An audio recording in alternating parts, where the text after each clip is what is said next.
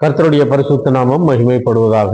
இன்றைய தினத்திலும் நாம் வேத பாடத்திற்காக பேதுரு எழுதிய பொதுவான முதல் நிருபத்தை தியானிக்க போகிறோம். கடந்த வாரத்திலே நாம் பேதுரு எழுதிய முதல் நிருபத்திலே 1ஆம் அதிகாரம் முதல் 2 வசனங்களை நாம் தியானித்தோம். ஆண்டவராகிய இயேசு கிறிஸ்துவின் அப்போஸ்தலனாகிய பேதுரு பொந்து, கலாத்தியா, கப்பதோக்கியா, ஆசியா, பித்தினியா தேசங்களை சிதறிக்கிறவர்களுக்கு எழுதிய ஒரு நிருபம் இது. நிருபத்தினுடைய தலைப்பிலே பார்க்கும் பொழுது, தேவனுடைய முன்னறிவிப்பின்படியே ஆவியானவர் பரிசுத்தமாக்குதலிலே கீழ்ப்படிதலுக்கு இயேசு கிறிஸ்துவனுடைய ரத்தம் தெளிக்கப்படுதலுக்கும் தெரிந்து கொள்ளப்பட்ட பரதேசிகளுக்கு எழுதுகிறதாவது. பரதேசிகள் என்றால் யார் என்பதை கடந்த நாட்களில் நாம் தியானிக்க கர்த்தர் உதவி செய்தார். இன்றைய தினத்திலே பேதுரு எழுதிய முதல் நிருபத்திலே 3, 4, 5 வசனங்களை நாம் தியானிக்க போகிறோம். பேதுரு எழுதின பொதுவான முதல் நிருபம் முதல் அதிகாரம் 3, 4, 5. நம்முடைய கர்த்தராகிய இயேசு கிறிஸ்துவனுடைய பிதாவாகிய தேவனுக்கு ஸ்தோத்திரம் உண்டாவதாக.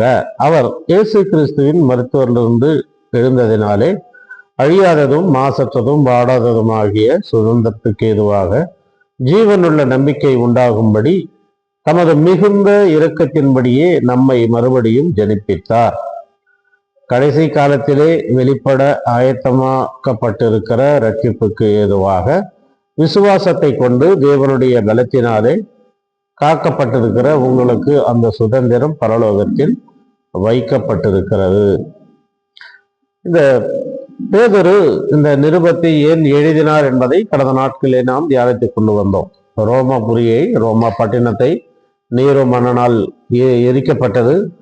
எரிந்து போன அந்த பட்டணத்துக்கு யார் காரணம் என்று ஆராய்ந்த போது, நீரோ மன்னன் இது கிறிஸ்தவர்களால் நடந்தது என்று பழி கிறிஸ்தவர்கள் மேல் போட்டதனாலே கிறிஸ்தவர்களால் இருக்கக்கூடிய அனைவரையும் அங்க இருக்கக்கூடியவர்கள் துன்புறுத்த ஆரம்பித்தார்கள், கொலை செய்யவும் ஆரம்பித்தார்கள். அதனால் இவர்கள்லாம் சிதறி போய் பல இடங்கள்ல இருக்கிறார்கள். அவர்களுக்காக எழுதப்பட்ட நிருபம் என்பதை கடந்த நாட்களிலே நாம் இதை குறித்து எல்லாம் தியானித்தோம். இப்போ பேதுரு அவர்களை எப்படி ஆதரிக்கிறார் என்கிற வார்த்தைகள் இந்த நிருபத்தில் எழுதுகிறார். ஒருவேளை ஒரு குடும்பம் என்னிடத்தில் வந்து, ஐயா, நாங்கள் மிகுந்த கஷ்டத்தோட இருக்கிறோம், மிகுந்த வேதனையோட இருக்கோம், கண்ணீரோட போய் கொண்டிருக்கிறது, இந்த பாடுகளிலிருந்து எங்களுக்கு விடுதலையே இல்லையா, நாங்கள் என்ன செய்வது என்று ஒருவேளை என்னிடத்தில் கேட்டால், பேதுரு சொல்லுகிறதை போல நீங்க முதல்ல தேவனை ஆராதியுங்க. 3ஆம் வசனத்தில் நம்முடைய கர்த்தராகிய இயேசு கிறிஸ்துவுக்கு பிதாவாகிய தேவனுக்கு ஸ்தோத்திரம் உண்டதாக நீங்கள் தேவனை ஸ்தோத்தரிக்கணும். அது மட்டுமல்ல, அவர் உங்களுக்காக அழியாத மாசற்றதும் வாடாததுமாய் ஒரு சுதந்திரம் வச்சிருக்காரு, ஜீவனுள்ள நம்பிக்கையை உங்களுக்கு கொடுத்திருக்கிறாரு, அவருடைய மிகுந்த இரக்கத்தின்படி நீங்க திரும்பவும் ஜனிப்பிக்கப்பட்டீர்கள். இப்படியெல்லாம் நான் சொல்லிக்கிட்டு இருந்தா அவர் இந்த குடும்பம் என்னை பற்றி என்ன நினைக்கும்? ஒருவேளை இப்படி சொல்லியிருக்கலாம், கர்த்தர் உங்களை ஆசீர்வதிப்பார், மிகுந்த சீக்கிரத்திலே உங்களுக்கு தேவையானவைகள்லாம் சந்திப்பார், அல்லது தீர்க்க தரிசனமாக உங்களுக்கு ஒரு நல்ல வேலை கிடைக்கும், அந்த வேலையினாலே உங்களுடைய தொழிலானது இன்னும் வளர்ச்சி அடையும், உங்களுடைய பிசினஸ் இன்னும் இருக்க வளர்ச்சி அடையும், உங்க குடும்பம் அடுத்த வருஷத்துக்குள்ள மிக செழிப்பாக காணப்படும், இப்படியெல்லாம் சொல்லி இருக்கலாம். இப்படிதான் இன்றைய தினத்துல அநேக பேர் தீர்க்க தரிசனமாக சொல்லி கொண்டிருக்கிறார்கள். கஷ்டத்தோட போறவங்க கண்ணீரை துடைக்க முடியாத ஆறுதலான வார்த்தைகளை சொல்லி கொண்டிருக்கிறார்கள். ஆனால் பேதுருவினிடத்தில் வரும் பொழுது பேதுரு என்ன சொல்லுகிறார்? உலகத்தின் படி பார்க்கும் பொழுது ஒரு ஆறுதலான வார்த்தை சொல்லி இருக்க வேண்டும். இல்ல, ஆண்டவர் உங்களை சீக்கிரத்துல விடுவிப்பார், உங்களுடைய கண்ணீரை துடைப்பார், உங்களுடைய கஷ்டங்களை எடுத்து போடுவார், நாங்கள் உங்களுக்காக ஜெபித்து கொண்டிருக்கிறோம், நீங்கள் எதற்கும் கவலைப்பட வேண்டாம் என்கின்ற ஆறுதலான வார்த்தைகளை சொல்லி இருக்க வேண்டும். ஆனால் பேதுரு சொல்லுகிறது ஒரு வித்தியாசமாய் காணப்படுகிறது.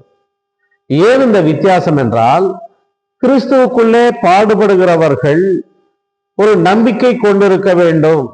நம்பிக்கை இல்லை என்றால் இந்த பாடுகள் உங்களை அழித்துவிடும், நீங்கள் ஆண்டவராக இயேசு கிறிஸ்துவை விட்டு பின்வாங்கி போய் விடுவீர்கள். ஆகையால் உங்களுடைய அஸ்திபாரம் ஸ்திரமாய் இருக்க வேண்டும். நீங்கள் எப்படி ரட்சிக்கப்பட்டீர்கள், அதற்காக ஆண்டவர் உங்களுக்கு என்ன செய்திருக்கிறார் என்பதை முதலிலே அவர் அறிமுகமாக பேச ஆரம்பித்து விட்டார். கடந்த நாட்கள்ல பார்த்தோம், நீங்கள் பரதேசிகளாய் இருந்தீர்கள், பரதேசிகளாக இந்த உலகத்துல இருக்கிறீர்கள், உங்களுடைய குடியிருப்போ, நம்முடைய குடியிருப்போ பரலோகத்தில் உள்ளது என்று பவுல் எழுதுகிறார். இப்பொழுது மூன்றாவது வார்த்தையாக சொல்லுகிறார், நம்முடைய கர்த்தராகிய இயேசு கிறிஸ்துவின் பிதாவாகிய தேவனுக்கு ஸ்தோத்திரம் உண்டாவதாக. என்ன சகோதரனே, ஐயா, நான் உங்களிடத்துல என்ன எதிர்பார்த்து வந்தோம்? நாங்க உங்களிடத்தில் ஜெபத்தை எல்லாம் எதிர்பார்த்து வந்தோம். ஒரு குடும்பம் ஒரு பாஸ்டர் இடத்தில் வந்து, எங்களுக்கு பொறுமையே இல்லாமல் இருக்கிறது கணவன் மனைவிக்குள்ள, நீங்கள் எங்களுக்காக ஜெபிக்க வேண்டும் என்று கேட்டார்களாம். கேட்டதற்கு அவர்கள் சொன்னாராம், அப்படியாக முழங்காற்படியிடுங்கள், நம்ம எல்லோரும் ஜெபிப்போம் என்று சொல்லி, ஆண்டவரே இவர்களுக்கு மிகுந்த பாடுகளை தாரும் என்று ஜெபித்தாராம். ஜெபம் முடிந்த உடனே அந்த மெய்ப்பரை பிடித்து கொண்டு அந்த குடும்பம் கேட்டதாம், எங்களுக்குள்ள பொறுமை இல்லை, அதற்காக ஜெபித்துக் கொள் என்று நாங்கள் கேட்டால் நீங்கள் என்ன ஜெபம் பண்ணீங்க? இவர்களுக்கு மிகுந்த பாடுகளை தாரும் என்று ஜெபித்தீர்களே என்றால், வேதம் அதைதான் சொல்லுகிறது, பாடுகளின் ஊடாக பொறுமையை கற்றுக்கொள்ள முடியும். பாடுகள் இல்லை என்றால் நாம் பொறுமையோட இருக்கவே முடியாது என்கிறதை சொல்லுகிறார். இங்க பேதுரு சொல்லும் பொழுது, கர்த்தராகிய இயேசு கிறிஸ்துவின் பிதாவாகிய தேவனுக்கு ஸ்தோத்திரம் என்று சொல்லுகிறார். நீங்கள் பிதாவாகிய தேவனை ஆராதிக்க வேண்டும், தேவனுக்கு நன்றி சொல்ல வேண்டும். எங்களுக்கு வந்திருக்கக்கூடியதோ பாடுகள், இந்த பாடுகள்ல இருந்து எங்களை விடுவிக்க வழி சொல்ல சொன்னால் நீங்கள் தேவனை ஆராதிக்க வேண்டும். இந்த உலகத்திற்குரிய காரியங்களுக்காக நாம் 24 மணி நேரம் ஓடுகிறோம், இரவும் பகலும் என்று பாராமல் ஓடுகிறோம். அதற்காக பணத்தை சம்பாதிக்க வேண்டும், என்னுடைய குடும்பத்தை நான் முன்னோக்கி எடுத்து செல்ல வேண்டும், வளர்ச்சி பாதையிலே போக வேண்டும் என்பதற்காக ஓடுகிறோம். ஆனாலும் நீங்கள் தேவனை ஆராதிக்காத வரை உங்களுக்கு பாடுகள் இருக்கத்தான் செய்யும். என்னுடைய வாழ்க்கையிலையும் நடந்த ஒரு சம்பவத்தை சொல்லுகிறேன். ஒரு காலத்திலே நாங்கள் மிகுந்த பாடுகளுடன், அன்றைய தினத்திற்கு நாங்கள் ஒருவேளை 10 அல்லது 15 ரூபாயை நான் சம்பாதித்து வீட்டுக்கு கொடுத்தால்தான் எங்களுக்கு அன்றைய ஆகாரத்திற்கான எனக்கும் என் பிள்ளைகளுக்கும் நான் கொண்டு போய் கொடுத்த பிறகுதான் சகோதரி சமைத்து கொடுப்பார்கள். இப்படிப்பட்ட சூழ்நிலையிலே நாங்கள் கர்த்தரை மறந்து விட்டோம், தேவனுடைய வீட்டிற்கு ஆராதிக்க போகிறதில்லை. ஏனென்றால் அன்றைய தினத்துக்கு ஆகாரத்துக்கான பணத்துக்காகவும் நான் ஓட வேண்டியது இருந்தது. ஆனாலும் சபையிலே இருக்கக்கூடிய மூப்பர்கள் என்னை தேடி வருவார்கள். தேடி வந்து, ஏன் இன்னைக்கு சபைக்கு வரல? இல்ல அங்கிள், நான் வேலைக்கு போயிட்டேன். இந்தி கர்த்தருடைய நாள், கர்த்தரை ஆராதிக்க வேணாவா? அங்கிள், என்னுடைய மனதில் நான் நினைச்சு கொள்ளுவேன், உங்களுக்கு என்ன பேசுவீங்க? நான் வேலைக்கு போனாதான் என் குடும்பம் சாப்பிட முடியும். அவங்க சொல்லுவாங்க, உடனே மத்திய 6:33 எல்லாம் எடுத்து, முதலாவதாக தேவனுடைய ராஜ்யத்தையும் நீதியையும் தேடுங்கள், அப்பொழுது இவையெல்லாம் உங்களுக்கு கூட கொடுக்கப்படும். அவங்க சொல்லும் பொழுது என் மனதில் ஒரு ஏளனமான ஒரு சிரிப்பு. இவர்களுக்கு எல்லாம் இருக்கிறது, அதனால் இவர்கள் எனக்கு போதிக்கிறார்கள். என் நிலைமையில அவர்கள் இருந்தால் அவர்களுக்கு தெரிந்திருக்கும் என்று நான் நினைத்து கொண்ட நாட்கள் உண்டு. அது தவறானது என்று பிறகுதான் நான் புரிந்து கொண்டேன். ஆண்டவர் 6 நாட்கள் வேலை செய்ய நமக்கு கொடுத்தார். 7ஆம் நாள் ஓய்வு நாள் ஆசரிக்கும்படி சொன்னார். அந்த ஓய்வு நாளுக்கான தேவைகளையும் 6ஆம் நாளே ஆண்டவர் கொடுத்து விடுவார். இதை நாம் புரிந்து கொள்ளாமல் அன்றாடம் நான் வேலை செய்தால்தான் என் குடும்பம் பிழைக்கும் என்கிற நிலைமையிலே போய் கொண்டிருந்தோம். கர்த்தர் நமக்காக நாம் ஓடிக்கொண்டிருக்கிற நாளில் கர்த்தரை நாம் ஆராதிக்கும் பொழுது கர்த்தர் நம்முடைய பாடுகளை பார்த்து அதிலிருந்து நம்மை விடுவிப்பார் என்பதை இந்த 3ஆம் வசனம் நமக்கு வலியுறுத்துகிறது. 4ஆம் வசனத்திற்குள் வரும்போது, இயேசு கிறிஸ்து மரித்தோரிலிருந்து எழுந்ததினாலே அழியாததும் மாசற்றதும் வாடாததுமாகிய சுதந்திரத்துக்கு ஏதுவான ஜீவனுள்ள நம்பிக்கை உண்டாகும்படி தமது மிகுந்த இரக்கத்தின்படியே நம்மை மறுபடியும் ஜெனிப்பித்தார் என்று எழுதப்பட்டிருக்கிறது. ஜெனிப்பிக்கப்பட்டீர்கள் என்றோ அல்லது நீங்கள் பிறந்திருக்கிறீர்கள் என்றோ இங்கு எழுதப்படவில்லை. அந்த வார்த்தையை நீங்கள் கவனித்தால், அவராலே நீங்கள் பிறந்திருக்கிறீர்கள். இந்த வார்த்தை ஜெனிப்பித்தார் என்பது அது ஒரு சம்ஸ்கிருத வார்த்தை. அது ஜெனிப்பித்தார் என்பது, ஆகையாலே அவரால் நீங்கள் பிறந்திருக்கிறீர்கள். அவரால் நீங்கள் மறுபடியும் பிறப்பது என்பது யோவான் 3ஆம் அதிகாரம் 3ஆம் வசனத்துல ஒருவன் மறுபடியும் பிறவாவிட்டால் தேவனுடைய ராஜ்யத்தை காண மாட்டான். அப்போ மறுபடியும் பிறந்தால் என்றால் மறுபடியும் நானாக பிறந்தேன். என்னை கேட்டால் என்ன சொல்லுவேன்? நான் ஒரு நாள் சுவிசேஷத்தை கேட்டேன், சுவிசேஷத்தை அன்றைய தினத்தில் நான் ஏற்றுக்கொண்டேன், பாவங்களை அறிக்கையிட்டேன், ஆண்டவராய் இயேசு கிறிஸ்து என்னை அன்றைய தினத்திலிருந்து அவருடைய பிள்ளையாக ஏற்றுக்கொண்டார், ஆகையால் நான் மறுபடியும் பிறந்தேன் என்று சொல்லலாம். ஆனால் பேதுரு என்ன சொல்லுகிறார் என்றால், நீங்கள் பிறந்திருக்கிறீர்கள், பிதாவாகிய தேவனாலே நீங்கள் அவர் ஜெனிப்பித்தார் இல்லையா? மறுபடியும் அவர் ஜெனிப்பித்தார். அவர் என்ற வார்த்தை அங்கே இல்லை, ஜெனிப்பித்தார் என்றால் அவரால் நடந்தது, நம்மால் அது நடக்கவில்லை. நம்முடைய நன்மைகள்னாலேயோ அல்லது தான தர்மங்கள் செய்கிறதுனாலேயோ நன்மையான காரியங்கள் செய்ததுனாலேயோ நான் மறுபடியும் பிறக்கவில்லை. அவராகவே என்னை ஜெனிப்பித்தார். எப்படி ஜெனிப்பித்தார்? 4ஆம் வசனம் கடைசியில மிகுந்த இரக்கத்தின் படியே. அவர் இரக்கமுள்ள ஆண்டவர், அவர் இரக்கமுள்ளவர், கிருபையுள்ளவர், தயவுள்ளவர். அவர் என்னை முன்குறித்தார் என்று முதல் வசனத்துல நாம் வாசித்தோம், 2ஆம் வசனத்துல வாசித்தோம். அவர் என்னை முன்குறித்தார். என்னை முன்குறித்ததினாலே அவர் என்னை ஜெனிப்பித்தார். நானாக அவரை தேடிவர். நான் எப்படி இந்த சபைக்கு வந்தேன் தெரியாது, எப்படி இந்த சபைக்கு வந்தேன் என்பது தெரியாது. நீங்கள்லாம் எப்படி இந்த சபைக்கு வந்தீங்க? நம்ம நினைக்கலாம், சுவிசேஷத்தை கேட்டு நான் ரட்சிக்கப்பட்டு சில சகோதரர்களோட பேசி கொண்டிருந்தேன், சகவாசத்தில் இருந்தேன், அப்படியாக சத்தியமுள்ள சபை எதுவென்று நான் ஆராய்ந்து பார்த்து இங்க வந்து சேர்ந்து விட்டேன் என்று நாம் சொல்லலாம். ஆனால் நம்மை இங்கே சகவாசத்திற்குள் வரும்படி கொண்டு வந்தது ஆண்டவராகிய இயேசு கிறிஸ்து, பிதாவாகிய தேவன், பரிசுத்த ஆவியானவர். நீயும் நானும் இங்கே ஏனோதான் என்று இந்த இடத்திற்கு வந்து அமரவில்லை. இன்றைய தினத்திலே இந்த சிறிய கூட்டமாக இங்க கூடியிருக்கிறோம். சபையில் கணக்கிட்டால் நீங்கள் 32 குடும்பங்கள் என்று நாம் ஒரு நாள் கணக்கு போடுகிறோம். 32 குடும்பங்கள்ல வீட்டுக்கு ஒருவர் வந்திருந்தாலும் இன்றைய தினத்திலே 30-32 பேராவது வந்திருக்கணும். ஆனால் யாரை முன்குறித்தாரோ அவர்களை இங்கே அவர் கொண்டு வந்தார். அப்படிதான் ஜெனிப்பித்தார் என்றால் இது என்னால் உண்டானது அல்ல, அவர் என்னை ஜெனிப்பித்தார். அவர் என்னை மறுபடியும் பிறக்கும்படி செய்தார். ஒரு தடவை பிறப்பது என்பது 2 தடவை மரணம். உலகத்திற்குரியிலே மாம்ச ரீதியாக ஒரு தடவை பிறக்கிறோம்.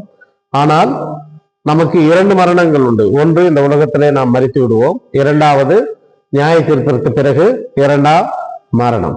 ஆனால் இந்த உலகத்திலே 2 தடவை பிறந்தால், முதலாவதாக தாயின் கருவிலே பிறக்கிறோம், 2வதாக பரிசுத்த ஆவியானவராலே நாம் இயேசு கிறிஸ்து ஏற்றுக்கொண்டதனால மறுபடியும் பிறந்ததுனால 2 பிறப்பு இங்க நடந்தால் நமக்கு இருக்கக்கூடியது ஒரே மரணம்தான். இந்த உலகத்தை விட்டு நாம் கடந்து போகக்கூடிய ஒரு மரணம். 2ஆம் மரணமானது நம்மேல் ஆளுகை செய்யாது. அதனால அவர் ஜெனிப்பித்தார். அவர் எப்பொழுது நம்மை ஜெனிப்பித்தாரோ அப்பொழுது நமக்கு கிடைக்கக்கூடிய அல்லது ஆசீர்வாதங்கள் என்ன என்பதை இந்த 4ஆம் வசனத்திலே அவர் எழுதுகிறார். அழியாததும் மாசற்றதும் வாடாததுமாகிய சுதந்திரம். ஒரு சுதந்திரம் உங்களுக்கு உண்டு. நீங்கள் பாடுகளூடாக போகிறீர்களே, அல்லது கஷ்டத்தினூடாக, கண்ணீரூடாக, என் தொழிலே முன்னேற்றம் இல்லை, என் வேலையிலே முன்னேற்றம் இல்லை, என் குடும்பம் கண்ணீரோட போய் கொண்டிருக்கிறது, என் பிள்ளைகளுக்கு நான் என்ன சேர்த்து வைப்பது, இப்படி யோசிக்கிறீங்க. சுதந்திரம் என்பது ஆஸ்தி அல்லது சொத்து. சுதந்திரம் என்பது ஆஸ்தி அல்லது சொத்து. பேதுரு சொல்லுகிறார், அதற்கு அவர் பல வார்த்தைகளை அங்க பயன்படுத்துகிறார். அதை படித்தால் நமக்கு சாதாரணமாக நமக்கு படித்தால் சரியாக புரியாதது. அவர் எத்தனை வார்த்தைகளை பயன்படுத்துகிறார் பாருங்க. அழியாததும் மாசற்றதும் வாடாததுமாக 3 வார்த்தையை பயன்படுத்துறார் அவர் சுதந்திரத்துக்கு. அந்த சுதந்திரத்துக்கு என்ன இல்லை? அழிவு இல்லை. இந்த உலகத்திலே ஒருவேளை நாம் சுதந்திரம் என்கின்ற சொத்தை சேர்த்து கொண்டால் திருடன் அதை கொண்டு செல்லுவான், அல்லது இருக்கக்கூடிய ஒரு நாள் அதை சுதந்திரம் நம்மை விட்டு கடந்து வேறொரு கைக்கு போய்விடும். ஆனால் கர்த்தரால் கொடுக்கப்படுகிற சுதந்திரம் அது அழிவில்லாதது. அழிவுள்ளதுக்காக நாம் ஓடுகிறோம். ஆனால் கர்த்தர் சொல்லுகிறார், நீ எப்பொழுது மறுபடியும் ஜெனிப்பிக்கப்பட்டாயோ அப்பொழுதே உனக்கு அழிவில்லாத ஒரு சுதந்திரத்தை கொடுத்தேன். இரண்டாவதாக அழிவில்லாததும் மாசற்றதும். மாசற்றம் என்றால் களங்கம் இல்லாதது, அதுல எந்தவித களங்கமும் இல்லை, எந்தவித தீட்டான காரியம் அதிலே இல்லை. அப்படிப்பட்ட ஒரு சுதந்திரத்தை கர்த்தர் நமக்கு தருகிறார். மூன்றாவதாக வாடாததும். வாடாதது என்றால் நாம் பெரும்பாலும் அந்த வார்த்தையை எங்க பயன்படுத்துகிறோம் என்றால், பூக்களை சொல்லும் பொழுது பூக்கள் வாடிவிட்டது, அல்லது குழந்தைகளை ஒருவேளை சொருவாக காணப்பட்டால் குழந்தை வாடிவிட்டான் என்று நாம் பயன்படுத்துகிறோம். ஆனால் நமக்கு வைத்திருக்கக்கூடிய சுதந்திரம் எப்படிப்பட்டது என்றால், அது வாடாத சுதந்திரம். வாடாத சுதந்திரம். லேவியர் காலத்திலே நாம் பார்ப்போம் என்றால், கர்த்தர் லேவியர்களை தன்னுடைய ஊழியத்திற்கு என்று தேர்ந்தெடுத்தார். 12 கோத்திரங்கள் இருக்கிறது.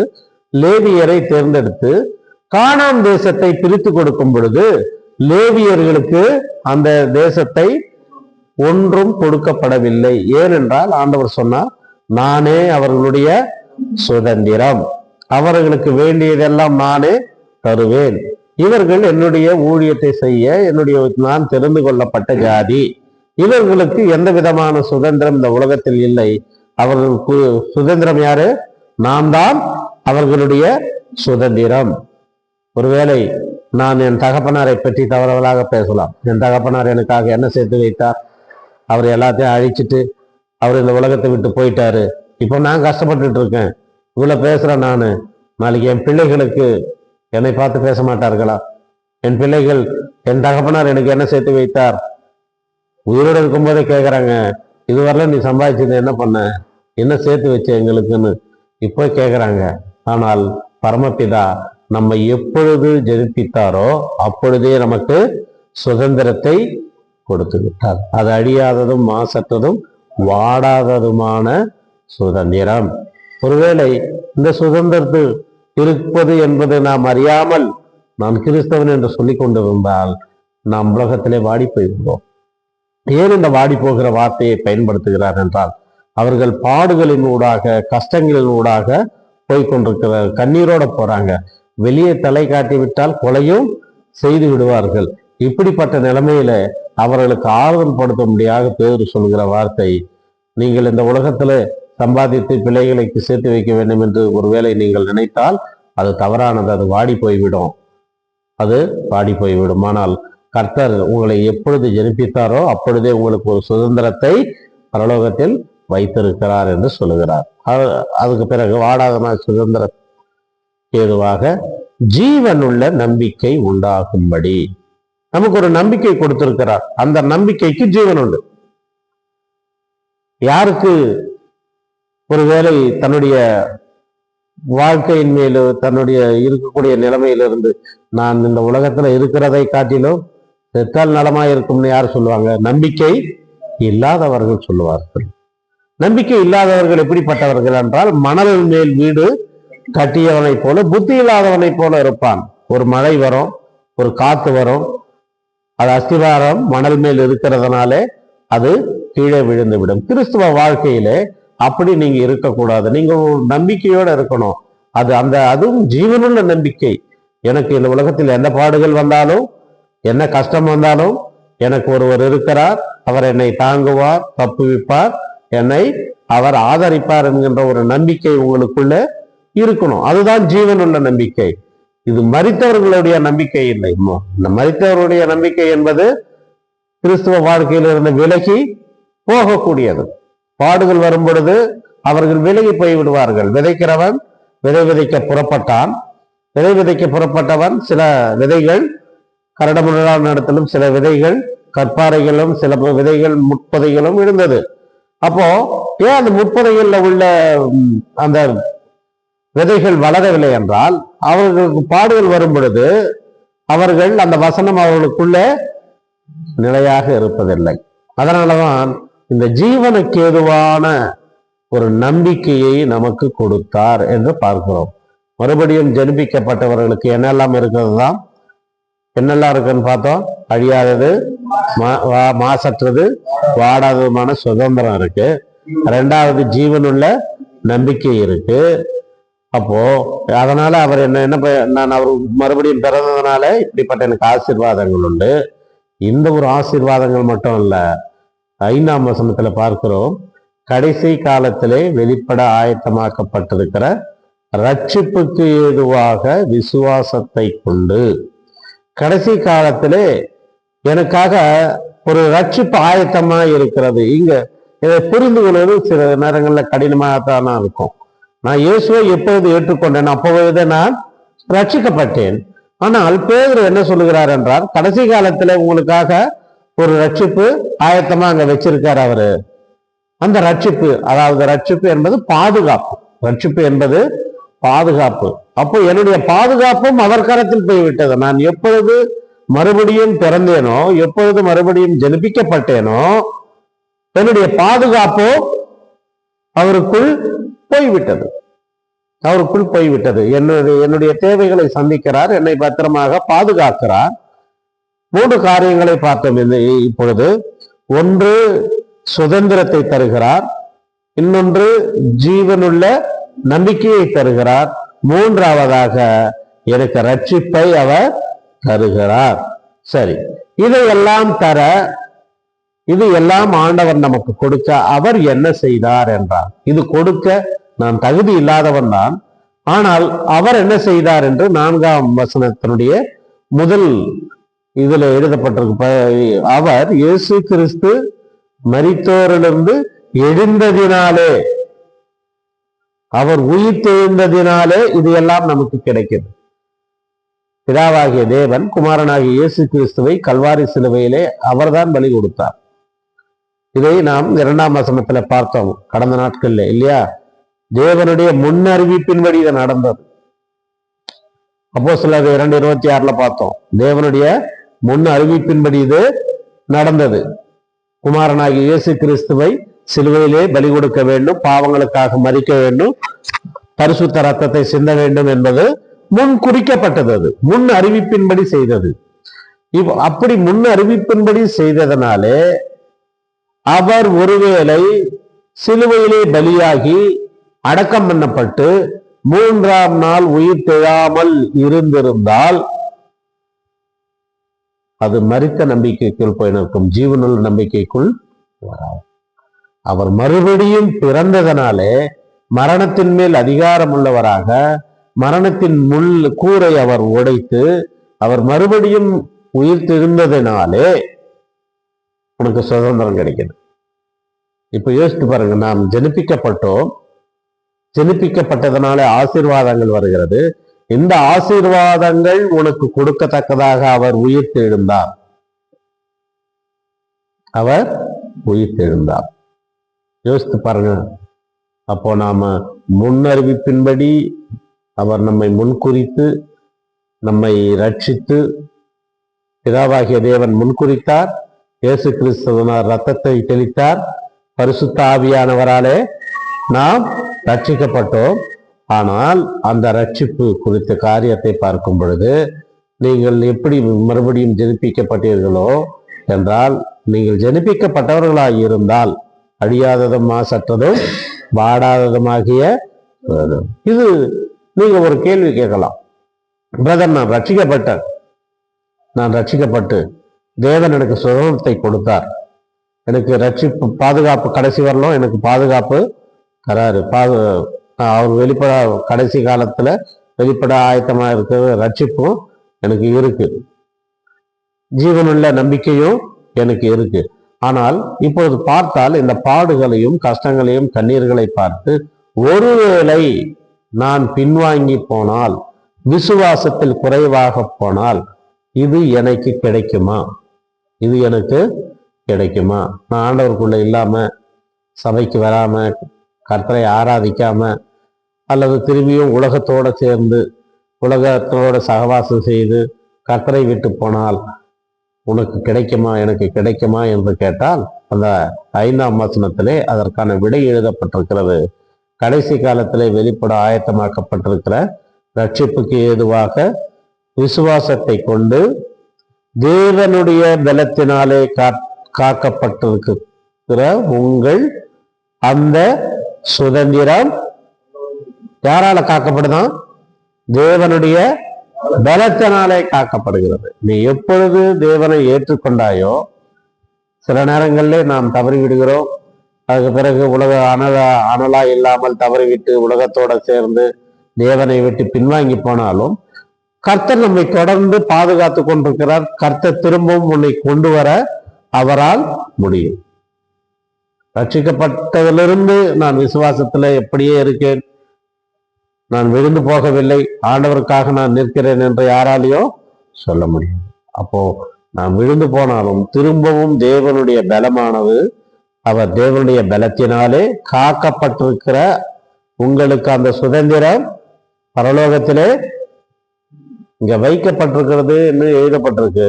நீங்க மூல பாஷையில பார்த்தீங்கன்னா பத்திரப்படுத்தி வச்சிருக்காரு, பத்திரப்படுத்தி வச்சிருக்காரு. அந்த சுதந்திரத்தை உங்களுக்கு கொடுக்க இந்த உலகத்திற்குரிய காரியங்கள் இது. அப்போ ஆண்டவர் எப்பத்திலிருந்து இதை செய்கிறாருன்னு பார்க்கும்பொழுது பிலிப்பியர்ல 1ஆம் அதிகாரம் 5ஆம் வசனம் நினைக்கிறேன். பிலிப்பியர் 1ஆம் அதிகாரம் 5ஆம் வசனம். உங்களில் நற்கிரியை தொடங்கினவர் அதை எப்பொழுது உங்களுக்குள்ளே நற்கிரியை சுவிசேஷத்தை தொடங்கினாரோ அதை ஆண்டவராக இயேசு கிறிஸ்துவினுடைய நாள் என்பது 2ஆம் வருகை மட்டும் இல்லையா பரியந்தம் முடிய நடத்தி வருவார் என்று நம்பும். அதாவது நான் ரட்சிக்கப்பட்டது பரலோகத்துக்கு போகிற வரை அல்லது அவருடைய 2ஆம் வருகை வரை அவர் என்னை பாதுகாக்கிறார், அவரை என்னை வழி நடத்தி செல்லுகிறார். நான் அவரை துக்கப்படுத்தினாலும் ஒருவேளை அவரை விட்டு விலகி போனாலும் அவர் என்னை விடுகிறதில்லை. ஏனென்றால் நான் முன்குறிக்கப்பட்டவர், நான் முன்குறிக்கப்பட்டவர். என் குடும்பத்தில் எத்தனையோ பேர் இருக்காங்க, ஆனா அத்தனை பேருக்கும் ஆண்டவராகிய இயேசு கிறிஸ்து யாருன்னு தெரியாது. இந்த ரட்சிப்புக்குள்ள வரவோ அவர்கள் ஆயத்தமாக இல்லை. இன்றைய தினத்திலும் விக்கிரக ஆராதனைக்காரர்களாக அல்லது உலகத்தோடு சேர்ந்து போய்கொண்டிருக்கிறார். ஆனால் என்னை மட்டும் ஏன் கர்த்தர் இங்கு கொண்டு வந்தார் என்றால் என்னை அவர் முன்குறித்தார். ஒருவேளை நான் விலகி போனாலும் திரும்பவும் அவர் என்னை தேடி வந்து அவருடைய பலத்தினாலே என்னை இடைக்கட்டி அவருடைய ஊழியத்திலையும் அவருடைய காரியங்கள்ல என்னை வழிநடத்தி வருகிறார். இதுதான் பிலிப்பியருக்கு எழுதும்போது பவுல் சொல்றாரு, உங்களில் நற்கிரியை தொடங்கினவர் அதை இயேசு கிறிஸ்துவின் நாள் பரியந்தம் முடிய நடத்துவார். அவர் நடத்துவார், கைவிடவாத தேவன். அப்பொழுது எனக்காக பரலோகத்தில் வைக்கப்பட்டிருக்கிற சுதந்திரம் நான் அடைவேனா என்றால் கண்டிப்பாக அதை அடைவேன். எப்படி அடைவேன் என்றால் ஆண்டவர் எனக்காக அதை வைத்திருக்கிறார். நான் விலகி போனாலும் அவர் திரும்பவும் என்னை கொண்டு வருகிறார். அவருடைய சகவாசத்திற்குள்ளே கொண்டு வருகிறார், அவருடைய வீட்டிற்குள்ளே கொண்டு வருகிறார். அதனால நீங்க பாடுகள் ஊடாக, கஷ்டங்கள் ஊடாக, கண்ணீர் எப்படிப்பட்ட பாடுகள் என்றால் 1 பேதுரு 6ஆம் வசனம், 1 பேதுரு 1 அதிகாரம் 6ஆம் வசனத்துல இருக்கு.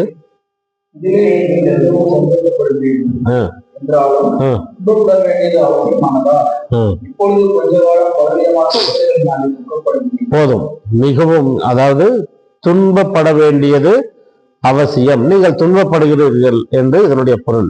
பலவிதமான சோதனைகள் 6ஆம் வசனத்துல இருக்கு. கொஞ்ச காலம் நீங்க எப்படிப்பட்ட சோதனைகளா? பலவிதமான சோதனைகள். இந்த பக்கம் பார்த்தா குடும்ப பிரச்சனை, இந்த பக்கம் பார்த்தா சமூகத்துல பிரச்சனை, வேலை ஸ்தலத்துல பிரச்சனை, சபைக்குள்ள பிரச்சனை. நான் எங்க போனாலும் பிரச்சனைகளோடாகத்தான் போய் கொண்டிருக்கிறேன். பலவிதமான பிரச்சனைகள், கொஞ்ச காலம் பலவிதமான சோதனைகள். 4ஆம் அதிகாரம் 4ஆம் அதிகாரத்துல இருக்கு. 4ஆம் அதிகாரம் 12ஆம் வசனம்.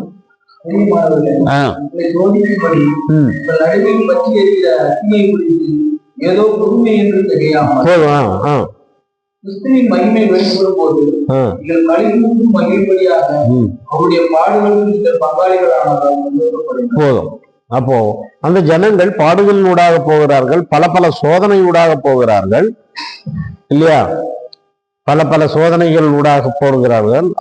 அதற்காகத்தான் இயேசு கிறிஸ்து வந்து எப்படி உனக்காக சிலுவையிலே பாடுபட்டார் என்பதை சில காரியம் 5ஆம் அதிகாரத்துக்கு வருவோம். 5ஆம் அதிகாரம் 9ஆம் வசனம். விசுவாசத்தில் உறுதியாயிருந்தது அவளுக்கு எதிர்த்து நின்றுங்கள். உலகத்தில் உள்ள உங்கள் சகோதரிடத்திலே அப்படிப்பட்ட பாடுகள் நிறைவேறி வருகிறது. உலகத்தில் உள்ள சகோதரர்களிடத்துல அந்த பாடுகள் இருக்கதான் செய்கிறது. இந்த இடத்துல வடமாநிலத்துல பார்க்கும் பொழுது ஊழியக்காரர்களுக்கு எவ்வளவோ பாடுகள், எவ்வளவோ கஷ்டங்கள், கண்ணீர்கள், வேதனைகள், சபைகளை எரித்து கொண்டிருக்கிறார்கள். அங்க இருக்கக்கூடிய மெய்ப்பர்களை, அதாவது மிஷினரிமார்களை துரத்துகிறார்கள், துன்புறுத்துகிறார்கள். ஆனால் பேதர் என்ன சொல்றாரு, அவங்களுக்கும் சேர்த்து ஏதோ புதுசா இன்னைக்கு உங்களுக்கு வந்துச்சுன்னு நினைச்சிடாதீங்க. புதுசா எதுவும் வரல.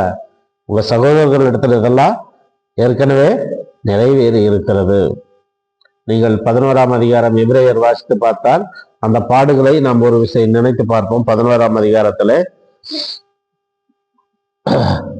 34ஆம் வசனம் 33ல இருந்து வாசிக்கலாம். விசுவாசத்தினாலே அவர்கள் ராஜ்யத்தை செய்தார்கள், நீதியை நடத்தினார்கள், வாக்குத்தத்தங்களை பெற்றார்கள், அக்கினியின் வாயிலை அடைத்தார்கள், அக்கினியின் உக்கிரத்தை அடைத்தார்கள், பட்டயத்துக்கு தப்பினார்கள், பலவீனத்தில் பலம் கொண்டார்கள், யுத்தத்தில் வல்லவர்களானார்கள், அந்நியருடைய சேரைகளை குறித்தார்கள், ஸ்திரீகள் காவு கொடுத்த தம்முடையவருடைய விரோத வைக்கப்பட்டார்கள், வேறு சில மேன்மையான உயிர்ப்புகள் அடையப்படுகிறது.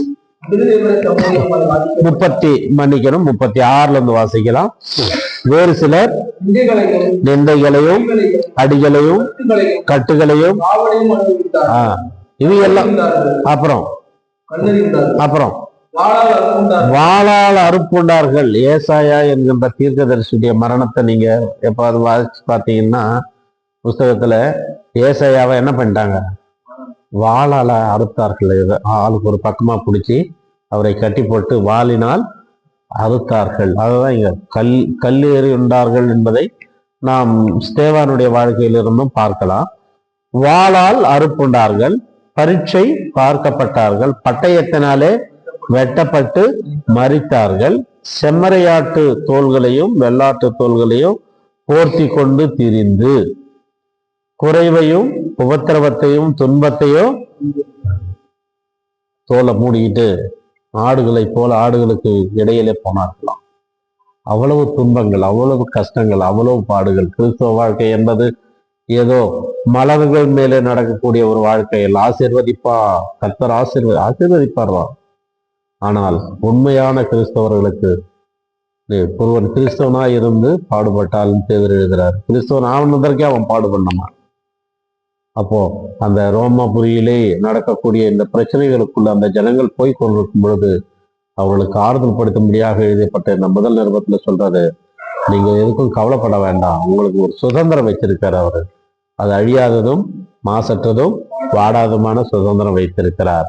அதுக்கப்புறம் உங்களுக்கு ஜீவன் உள்ள நம்பிக்கை கொடுத்திருக்கிறார். இது ரெண்டையும் கொடுக்க நீங்கள் மறுபடியும் பிறந்தவர்களுக்கு தான் இது கிடைக்கும். மறுபடியும் பிறந்தவர்களுக்கு தான் இது கிடைக்கும். அதுக்கு பிறகு ஒரு ரட்சிப்பை வைத்திருக்கிறார். அந்த ரட்சிப்பு என்பது ஏதோ இப்பொழுது ரட்சிக்கப்பட்ட ரட்சிப்பு அல்ல, அந்த ரட்சிப்பு பரலோகத்தில் பத்திரமாய் வைத்திருக்கிறார். அதை அவர் வெளிப்படும் போது நமக்கு அதை தருவார். அப்போ இந்த மூணையும் எனக்கு தர ஆண்டவராக இயேசு கிறிஸ்து உயிர் தெழும்பா. சிலுவையில அவர் பலியான போது பிதாவாகிய தேவன் அந்த பலியை ஏற்றுக்கொண்டார். அந்த பலியை அவர் ஏற்றுக்கொண்டதனால இதையெல்லாம் கொடுக்க முடிந்தது. நீங்கள் ஐஸ்வர்யவானாகும்படி ஐஸ்வர்யவானா இருந்த அவர் உங்களுக்காக தரித்திரரானார். நம்மை ஐஸ்வர்யவனாக்கலாம். நம்ம ஐஸ்வர்யம் பரலோகத்தில் இருக்கிறது. வகையாலே கர்த்தருக்கு சித்தமானார். இந்த பேதுருவை நாம் தொடர்ந்து பார்ப்போம். அந்த 3ஆம் வசனத்தை ஒரு சரணமாக பாடி நாம் 3ஆம் வசனம் அது 1 பேதுரு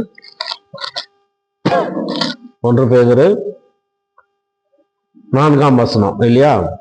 இயேசு கிறிஸ்துவின் மருத்துவர்ல இருந்து எழுந்ததுனாலே அழியாததும் மாசற்றதும் வாடாததும் ஆகிய சுதந்திரம். அழியாததும் மாசற்றதும் வாடாததுமாய் நம் சுதந்திரம், அழியாததும் மாசற்றதும் வாடாததுமா நம் சுதந்திரம், அளித்தார் கர்த்தர் கருணையாய் கரங்களை உயர்த்தி துதித்திடுவோம். இயேசுவே நம் சுதந்திரம், வேறே சுதந்திரம் இங்கில்லை. இயேசுவே நம் சுதந்திரம், வேறே சுதந்திரம் இங்கில்லை. கர்த்தர் தாமே இந்த வசனங்களை ஆசீர்வதிப்பாராக. நாம் ஜெபத்திற்கு கடந்து போவோம்.